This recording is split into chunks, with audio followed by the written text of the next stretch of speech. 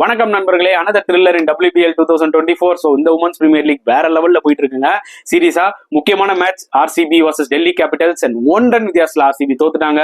Super innings from Richa Ghosh. Last 2 balls 8 runs to win இருந்தது. Mid விக்கெட்ல தூக்கி ஒரு 6 விட்டாங்க. பயங்கரமா இருந்தது சிச்சுவேஷன். லாஸ்ட் பால் கவர்ஸ்ல அடிச்சாங்க. அவங்களால அந்த சிங்கிள் ஓடுறதுக்குள்ள ரன் அவுட் ஆயிட்டாங்க.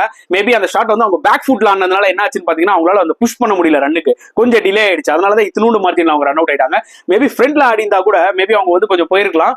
But these things happens in கிரிக்கெட்ங்க. சின்ன மார்ஜின்ல தான் நிறைய டீம்ஸ் வந்து தோத்துருக்காங்க. இன்னைக்கு நம்மளுக்கு எவ்வளோ மேட்சஸ் பார்த்திருக்கோம். பட் நிஜமே RCB ரொம்ப டிசப்பாயிண்ட் ஆயிருப்பாங்க. இந்த மேட்ச் வின் பண்ணா அவங்க 8 points அந்த நம்பர் 3 ஸ்லாட் எப்படியாவது பிடிக்கணும்னு பார்த்திருப்பாங்க. ஏன்னா அவங்களும் எலிமினேட்டர் குவாலிஃபை ஆகணும்னு பார்ப்பாங்க.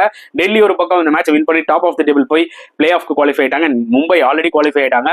ஸோ செம மேட்ச். எனக்கு தெரிஞ்சு எல்லிஸ் பெரிய ஒரு ரன் அவுட் தாங்க டர்னிங் பாயிண்ட். ஏன்னா பெரிய வேற லெவல்ல விளையாடிட்டு இருந்தாங்க. ஸோ அந்த ரன் அவுட் தான் மிகப்பெரிய turning point for RCB. But nevertheless super match என்ன பொறுத்த வரைக்கும். இந்த மேட்சை பத்தி நீங்க என்ன நினைக்கிறீங்கன்றத கமெண்ட் செக்ஷன்ல போடுங்க.